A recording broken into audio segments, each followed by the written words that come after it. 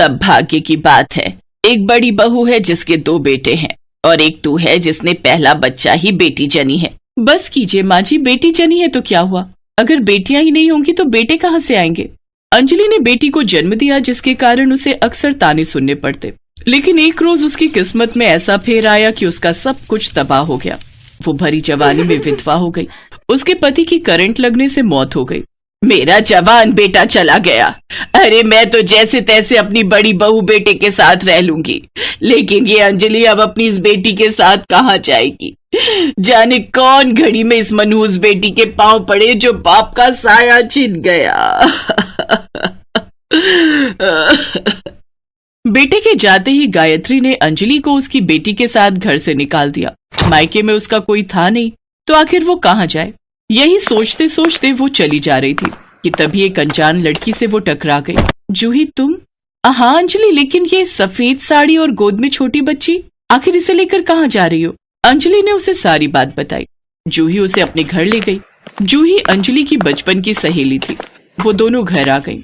अंजलि, तुझे अपना और अपनी बच्ची का पेट पालने के लिए कुछ काम करना होगा। आखिर कब तक इस बच्ची को लेकर भटकेगी? लेकिन मुझे कहाँ कुछ आता है जूही। अरे तू भूल गई क्या, स्कूल के दिनों में कितनी अच्छी फ्रूट चाट बनाकर लाती थी और उसमें डाला हुआ वो मसाला, ओए होए सोचते ही मुंह में पानी आ गया। अरे तेरे अंदर जो हुनर है तो उसका इस्तेमाल क्यों नहीं करती? हाँ, उसकी तारीफ तो गोपाल के दोस्त भी बहुत करते थे। जब भी घर आते तो फ्रूट चाट तैयार करने को कहते, वही मसाले वाले। लेकिन मेरे पास ये सब शुरू करने के लिए पैसे नहीं है जूही। हाँ तो मैं तेरी सहेली, कब काम आऊंगी? अभी पैसे तू मुझसे ले लेना और जब काम चल जाए तो मुझे लौटा देना। मैं तेरा ये एहसान कभी नहीं भूलूंगी जूही। अब तो मैं फ्रूट चाट को ही अपना कमाई का जरिया बनाऊंगी। जूही ने अंजलि को कुछ पैसे दिए जिससे अंजलि ने जरूरत का सामान खरीदा और ठेले पर फ्रूट चाट बनाकर बेचने लगी। ताजे ताजे फलों की फ्रूट चाट खाइए और सेहत बनाइए। लगता है तुम यहाँ नई नई आई हो, जरा एक प्लेट फ्रूट चाट हमारे लिए भी लगाना। वैसे कितने की है प्लेट? जी 30 रुपए। तो फिर जल्दी से बना दो, बहुत भूख लगी है। भाई वाह, सचमुच क्या स्वाद है। इतनी अच्छी चाट तो बड़े बड़े रेस्टोरेंट में भी नहीं मिलती। फिर एक के बाद एक फ्रूट चाट के ग्राहक बढ़ते गए। वो खुशी खुशी घर लौट आई और उसने आते ही सबसे पहले जूही को उसके पैसे लौटाए। तुम्हारा बहुत बहुत शुक्रिया जूही, जो तुमने मुझे सही राह दिखाई। तुम्हारी ये पहली सैलरी। मैं इसे हमेशा संभाल कर रखूंगी। अंजलि का फ्रूट चाट का काम चल निकला। उसने कुछ ही दिनों में एक कमरा किराए पर ले लिया और अपनी बेटी के साथ वहां रहने लगी और उसको भी पीठ पर बांधकर अपने साथ ठेले पर ले जाने लगी। अब वो अपना काम और बच्चे की जिम्मेदारी बखूबी निभाने लगी। अंजलि फ्रूट चाट वाली के नाम से मशहूर हो गई, जिसके पास लोगों की भीड़ लगने लगी, जिससे उसकी खूब कमाई होती। उसने खुद का बड़ा घर ले लिया।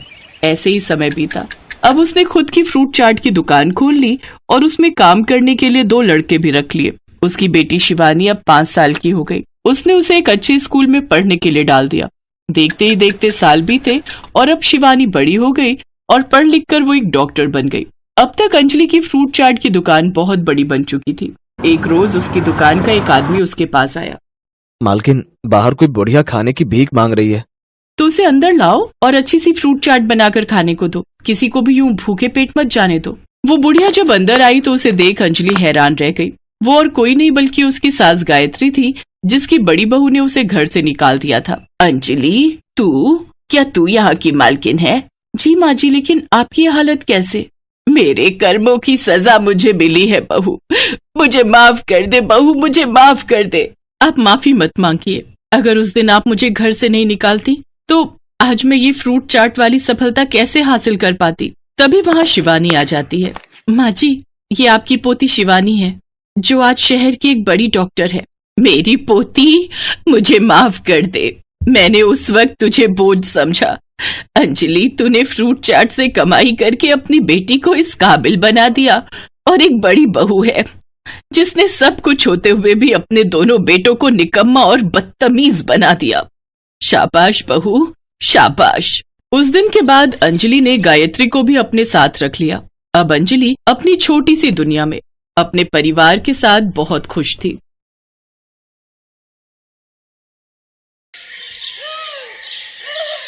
चंदन के कुरकुरे मोमोज का ठेला बहुत बढ़िया चल रहा था। शाम के 6 बजते ही उसके ठेले पर ग्राहकों की भीड़ लग जाती थी। चंदन खूब मेहनत से कुरकुरे मोमोज बनाता और ग्राहकों को देता। चंदन की एक खासियत थी, वो कुरकुरे मोमोज बनाने के लिए जो भी सामान इस्तेमाल करता था वो बहुत ही बढ़िया क्वालिटी का होता। उसकी यही खासियत लोगों को बहुत पसंद आती थी। धीरे धीरे चंदन के कुरकुरे मोमोज इतने फेमस हो गए कि अब वो ऑफलाइन के साथ साथ ऑनलाइन डिलीवरी भी देने लगा। चंदन भैया, 1 प्लेट कुरकुरे मोमोज लगाना। अभी लगाता हूँ। आपकी कितनी प्लेट करनी है? भैया 3 प्लेट लगानी है। हाफ प्लेट में कितने मोमोज हैं? अब हाफ प्लेट में 4 और फुल प्लेट में 6 मोमोज हैं। एक काम करो, फुल 3 प्लेट लगा दो है। चंदन रोजाना ऐसे ही मेहनत से काम करता। अब उसने अच्छे पैसे कमाने शुरू कर दिए थे। चंदन रोजाना सुबह सुबह ही कुरकुरे बनाने का सामान लेने बाजार चला जाता था।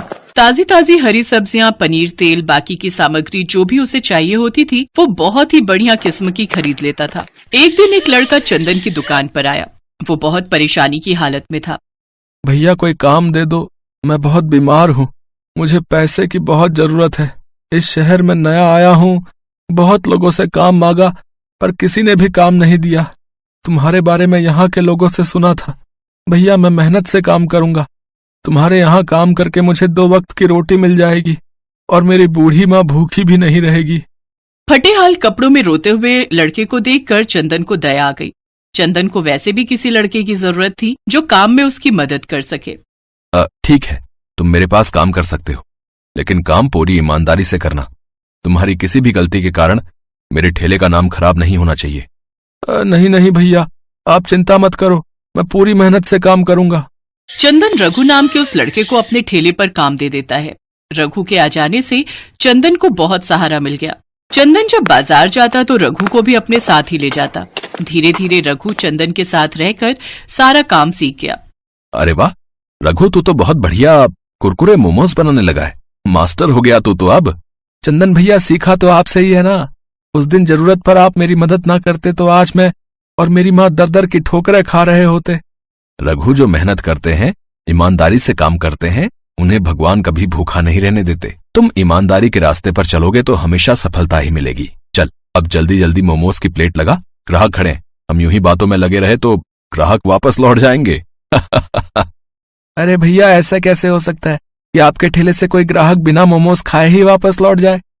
ये लीजिए भैया, आपकी 2 फुल प्लेट। नमस्ते चंदन भैया, कैसे हो? मैंने तुझे मना किया था ना, मेरे ठेले के आसपास भी मत फटकना। फिर तू यहाँ क्या करने आया? अच्छा, तो नया लड़का रख लिया, बहुत सही है। मुझे तो तुमने काम से निकाल दिया, जबकि मेरी कोई गलती भी नहीं थी। क्यों? तूने कुरकुरे मोमोज बनाने के लिए पुराना पनीर इस्तेमाल नहीं किया था? तेरे कारण मेरे कितने ग्राहक छूट गए। बेईमानी करने वालों की यहाँ कोई जगह नहीं है। मैंने तेरे साथ सही किया। अभी काम का टाइम है, अभी जा यहाँ से। अरे 1 प्लेट कुरकुरे मोमोज तो खिला दो, पैसे दे रहा हूँ, मुफ्त में नहीं खा रहा।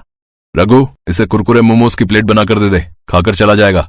उस लड़के का नाम रमेश था। वो बहुत बेईमान था। कुछ समय पहले वो चंदन के ठेले पर नौकरी करता था, पर उसने बेईमानी की और चंदन को बाजार से मिलावटी सामान लाकर दिया, जिस कारण चंदन के मोमोज का स्वाद बदल गया और उसके काफी ग्राहक छूट गए। चंदन ने एक बार फिर से अपनी मेहनत और लगन से कुरकुरे मोमोज बनाए। आज फिर उसका काम अच्छा चल रहा था, क्योंकि उसके पास रमेश जैसा बेईमान नौकर नहीं था। रमेश कुरकुरे मोमोज खाकर चला जाता है। अगले दिन चंदन काम पर थोड़ा देर से आया। इतनी देर में रघु ठेला तैयार कर चुका था। अरे घर में आज गांव से माँ बाबूजी आए हैं, बस इसी चक्कर में सारे काम लेट हो गए। तुमने सब कुछ तैयार कर लिया ना? हाँ भैया, मैंने मोमोज तैयार कर लिए हैं, बस आपका ही इंतजार कर रहा था। भैया ये सुबह जो सामान लाया था उसके पैसे बच गए थे, ये रख लो। अच्छा, ला दे। चंदन भैया 2 प्लेट कुरकुरे मोमोज लगा दो। अभी लगाता हूँ भैया। तभी ग्राहक मोमोज खाते ही गुस्से में चंदन पर भड़कने लगा। क्या बात है चंदन भैया, कुरकुरे मोमोज बनाने भूल गए हो क्या? कैसा सा स्वाद है ये? मोमोज तो कड़वे हैं। कड़वे मोमोज? ऐसा कैसे हो सकता है? मैं देखता हूँ, ऐसी गलती तो कभी नहीं होती। चंदन जैसे ही मोमोज का टुकड़ा खाता है वो तुरंत थूक देता है। मोमोज सच में बहुत कड़वे थे। सारे ग्राहक गुस्से में वहाँ से चले गए। उस दिन चंदन का बहुत नुकसान हुआ। रघु, आज तो मोमोज तूने बनाए थे ना, फिर ये कड़वे कैसे हो गए? ये बात समझ में नहीं आ रही। देख, मैं तुझ पर गुस्सा नहीं करूंगा, मुझे सच सच बता कि आखिर ये सब कैसे हुआ।